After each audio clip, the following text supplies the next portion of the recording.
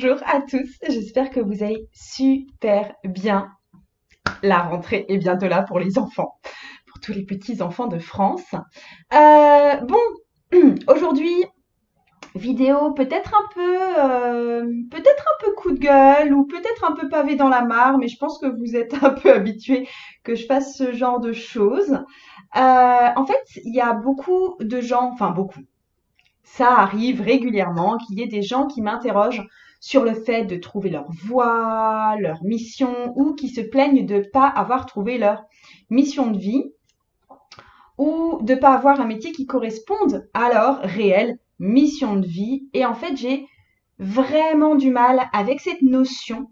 Et c'est de ça dont je voulais parler dans cette vidéo de qu'est-ce que j'entends quand vous me dites ça et pourquoi est-ce que j'ai du mal avec cette notion. Alors personnellement, moi j'ai une réelle passion pour mon boulot, j'ai une réelle passion pour l'accompagnement des personnes, mais je pense pas que vous m'ayez un jour entendu dire que c'était ma mission de vie.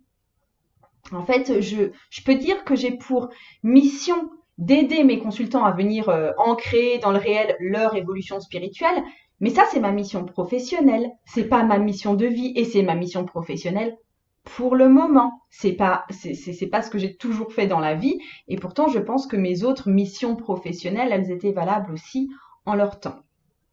Donc, déjà, j'aimerais qu'on voit un tout petit peu les choses en face et ce que sous-entendent en fait les personnes qui viennent demander ou qui s'interrogent sur leur mission de vie. Ce que ça veut dire quand on demande quelle est la mission de vie, ça veut dire qu'on a envie d'avoir un métier dans le soutien ou l'aide plus ou moins thérapeutique ou spirituelle de façon donc alternative. Ça veut dire, en gros, moi, ce que j'entends, quand quelqu'un dit que, oh là là, j'ai envie de trouver ma mission de vie, comment faire pour trouver ma mission de vie, ça veut dire j'ai envie d'être thérapeute. X ou Y. Parce que si vous vouliez être dans un esprit d'aide ou de soins qui soit non alternatif, vous choisiriez d'être soit un professionnel de santé, assistante de vie, infirmière, médecin, etc. Soit vous choisiriez une profession du monde social, tous les éducateurs, EduxP, moniteurs éducateurs, assistantes sociales, etc. Soit vous choisiriez la voie humanitaire, enfin, etc. Il y a plein. Ou ça peut être aussi, ça peut même être des rôles d'avocat, de droit, etc. Je ne sais pas si vous avez remarqué, mais pour les professions hors tout ce qui est thérapie alternative, on ne parle pas de mission de vie. Vous avez déjà entendu les corps de métier du bâtiment parler de mission de vie. Ça n'existe pas. On parle de trouver son métier, on parle de s'améliorer dans son métier, on parle éventuellement de quitter son métier et de se reconvertir pour autre chose. On ne parle pas de mission de vie. C'est un mot, enfin c'est un groupe de mots qui n'existe pas. Donc voilà, c'est très attaché à ce domaine des soins thérapeutiques alternatifs. Donc déjà, vous avez une grosse idée là de ce que vous voulez faire en vrai dans votre vie, hein, si vous arrivez avec une idée de mission de vie. Ensuite, ce que j'ai constaté, ce qui était assez rigolo, c'est que le terme de mission de vie comme ça, c'est un peu repris même par les formations dans les domaines de thérapie alternative.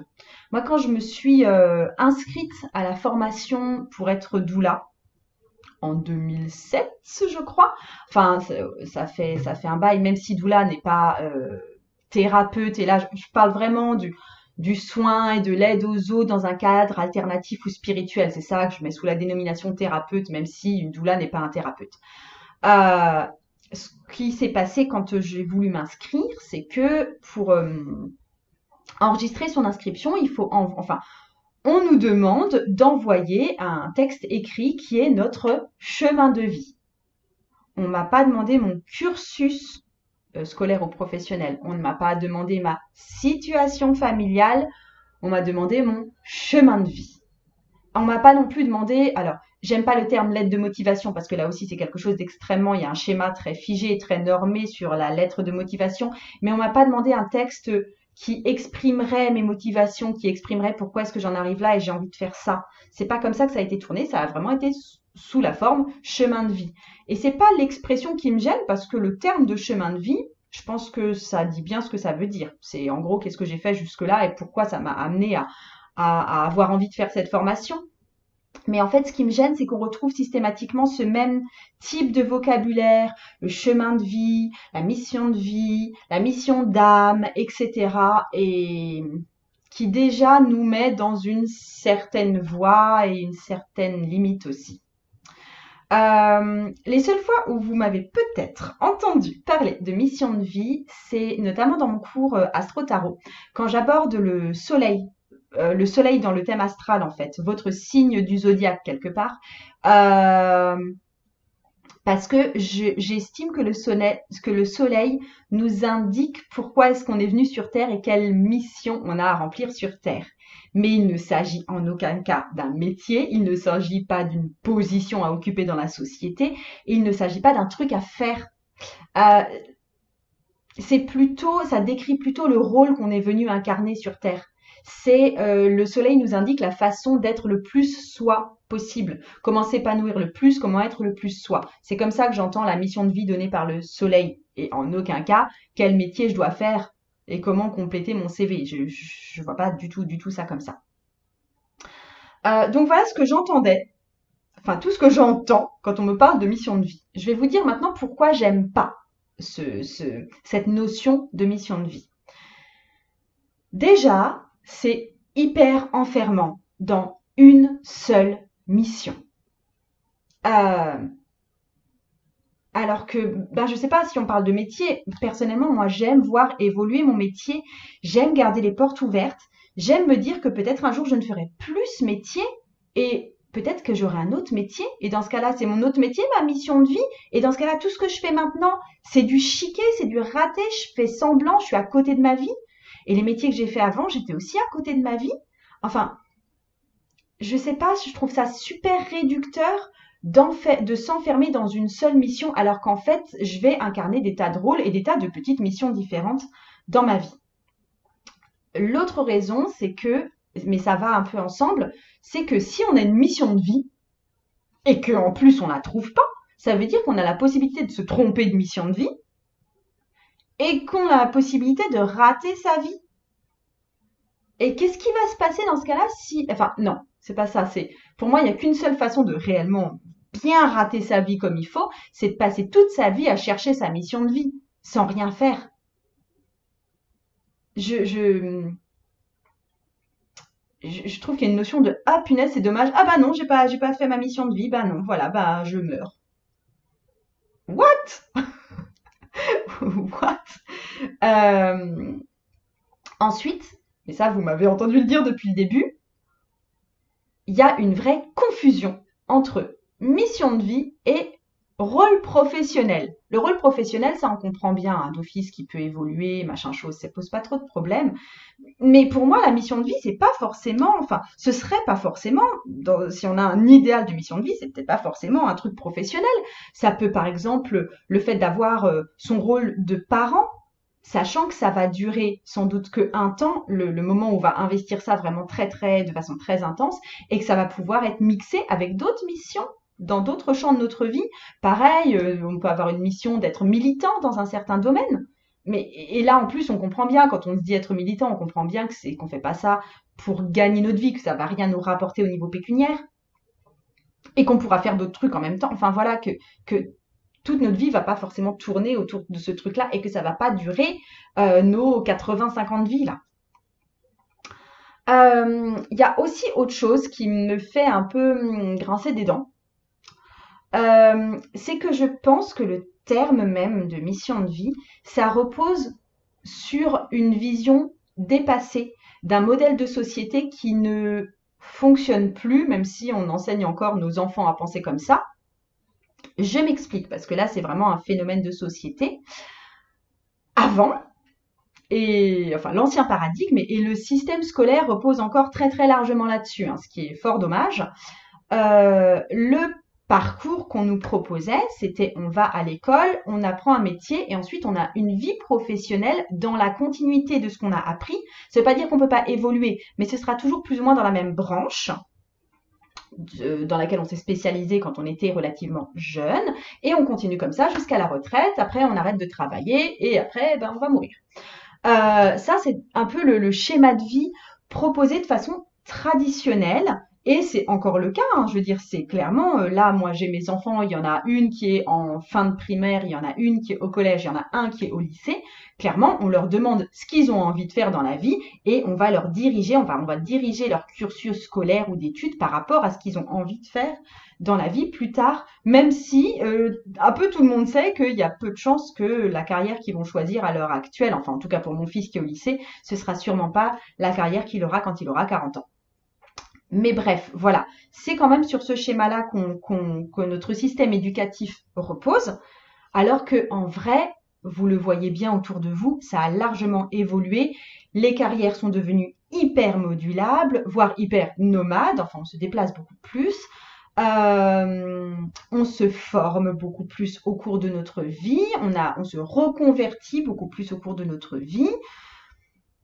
Voilà. Alors, c'est à la fois dramatique comme état de société et c'est à la fois une bénédiction. Je pense que c'est dramatique parce que, en fait, c'est parce que le champ économique change de façon drastique et très rapide et qu'on doit s'y adapter. Du coup, il y a cette espèce de course, de devoir rester dans la course, de devoir rester productif, de devoir rester à la page et tout, et de devoir coller à des idéaux qui bougent, c'est pas forcément facile.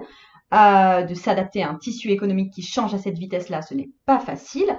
Par contre, c'est une bénédiction parce qu'on a la possibilité de se former, c'est très enthousiasmant, c'est très enrichissant, il n'y a plus rien qui est vraiment enfermant. Donc voilà. Mais bref, je reviens à cette idée de mission de vie. Quand on pense à mission de vie, on se calque sur cet ancien modèle d'éducation, même si c'est une question qu'en général, on finit par se poser assez tard dans la vie. Assez tard, pour moi, ça veut dire que souvent, on a fini notre parcours scolaire principal et on est souvent dans notre premier, voire deuxième métier, en fait. Mais quand on pense mission de vie, on pense qu'on va faire une formation suivie d'une profession, éventuellement entrepreneuriat, et c'est fini, on va poursuivre sur cette lancée tout le reste de notre vie. Et je suis en mode, mais quoi? Qu'est-ce qui se passe pour que quand on pense mission de vie, on se remette à penser de cette façon un peu rétrograde en fait? Voilà.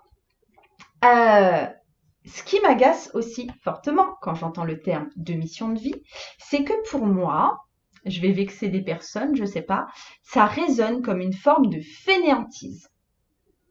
Je sais pas le formuler autrement, j'ai l'impression qu'une fois qu'on aura trouvé sa mission de vie, on aura un espèce de rayon de Dieu qui va tomber sur nous et on n'aura qu'à cultiver ça et à le mettre en place. Et ça va être notre mission de vie, quoi. Alors déjà, ça nous autorise à procrastiner à mort tant qu'on n'a pas trouvé cette mission de vie, ou être à côté de la plaque dans notre vie, ou à pas nous réaliser pleinement tant qu'on n'est pas dans cette mission de vie. Et puis pour beaucoup, être thérapeute, donc être dans sa mission de vie, c'est se former et avoir un cabinet ou une autre façon de travailler, je pense par exemple au blog, les choses comme ça.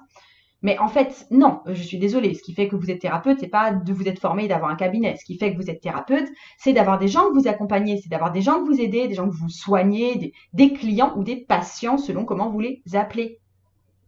Et en fait, je vois chez des jeunes thérapeutes qui veulent incarner leur mission de vie beaucoup de douleur et le fait d'être très décontenancé face à ça, parce qu'il y a ce rêve d'exercer une mission de vie qui est très très en décalage avec le fait de s'ancrer dans un vrai métier, du vrai entrepreneuriat, de s'affirmer en tant que professionnel et pas comme quelqu'un juste d'animer et transcendé par une mission de vie, parce que ça sous-entend une forme de bénévolat ou d'être un espèce d'ange descendu sur terre. Et ça marche pas comme ça. Ça ne marche pas comme ça. Du coup, en fait, quand on se projette en tant que thérapeute dans une mission de vie, ça implique une idée de métier sans vrai travail, ni sans vrai échange d'argent, ni sans vrai effort d'entreprise.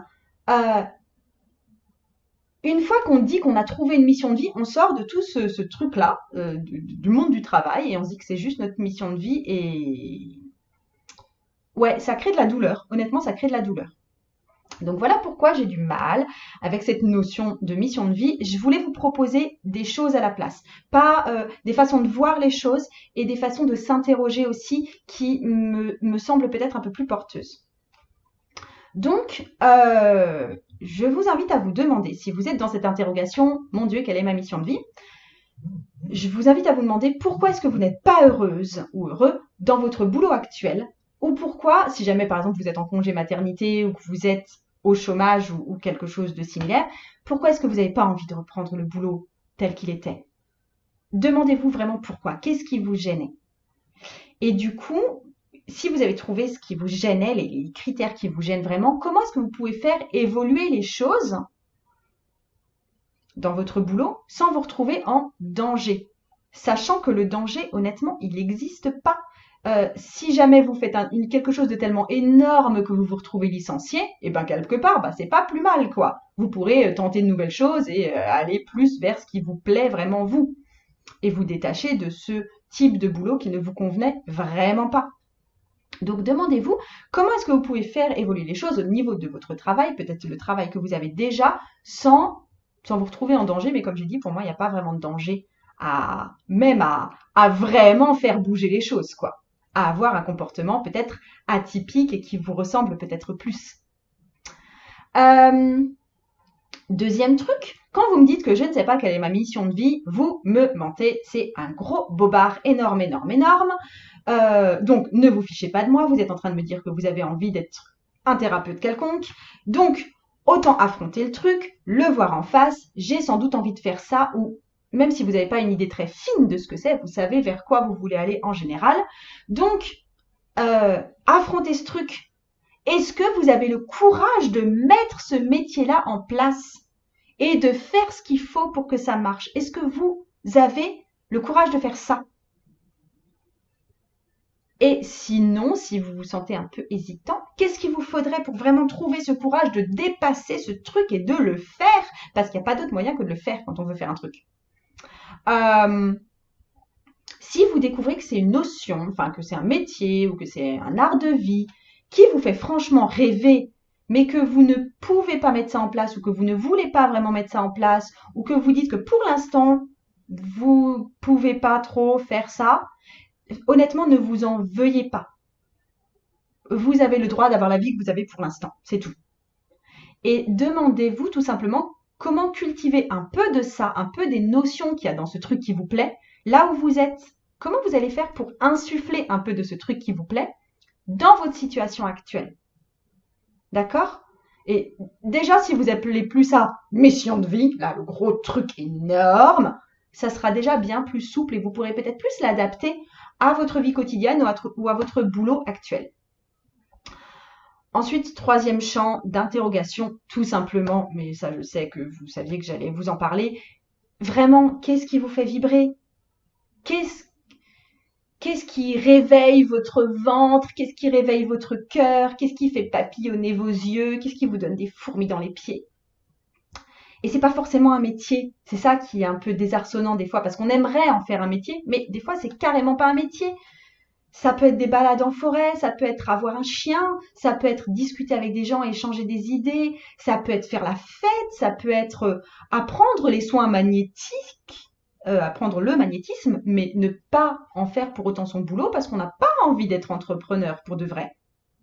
Donc, parce que là, dans la petite liste là que je viens de vous faire, piochez ce qui est bon pour vous, ce qui vous fait des frissons partout maintenant, parce que c'est ça qui va pouvoir vous changer, c'est ça qui va pouvoir vous faire vous sentir à votre juste place et à vous faire vous sentir bien. Même si c'est pas un truc spirituel, même si c'est pas un truc ésotérique, même si c'est pas un truc thérapeutique, même si c'est pas un truc bien pensant. D'accord? Et je crois que je vous ai dit tout ce que je voulais vous dire. J'espère que ça vous inspirera. Je suis toujours ouverte à la discussion, évidemment, là-dessus. J'espère que ça vous a aidé aussi si vous vous sentez bloqué justement dans ce parcours de mon Dieu, ma mission de vie. Vous savez sans doute aussi que mon cours Tarot et Bugeaut, il est toujours en vente actuellement. Les ventes sont ouvertes jusqu'à la fin de semaine prochaine. Donc jusqu'à la fin de la première semaine de septembre. J'ai plus les dates sous les yeux là. C'est sur mon site de toute façon, je vous mets le lien en dessous. Mais en fait, ce cours va vous aider aussi à trouver une grande direction, à trouver vos prochaines étapes. Et on va passer par votre intuition avec évidemment l'outil tarot qui est mon outil à moi privilégié. Prochainement, je vais ouvrir aussi de nouvelles places pour mes accompagnements du travail de l'ombre qui s'appelle Mon ombre en lumière. Donc ça, ce sera aussi au cours du mois de septembre. J'en profite pour vous balancer mon actualité, hein. Et puis j'ai envie ces temps-ci, j'attends dans ma boîte aux lettres un nouveau tarot qui va arriver, mais j'aimerais vraiment refaire des tirages de tarot avec ce nouveau tarot qui va arriver. Je laisse planer le suspense, même si j'en ai déjà un peu parlé. Et j'envisage peut-être de vous proposer à nouveau un format court comme j'ai déjà fait, soit un très long rendez-vous où je vais utiliser le tarot, soit deux rendez-vous, un rendez-vous où je tire le tarot, un rendez-vous où je fais plus des recherches avec vous, pour vous aider justement à trouver du courage, à retrouver de la puissance, à être dans votre empowerment, et du coup, toujours en alliant le côté intuitif et le côté hyper pratique à chaque fois parce que c'est ça mon truc. Voilà, j'ai fini cette petite vidéo. J'espère vous avoir été utile. Je vous fais d'énormes bisous.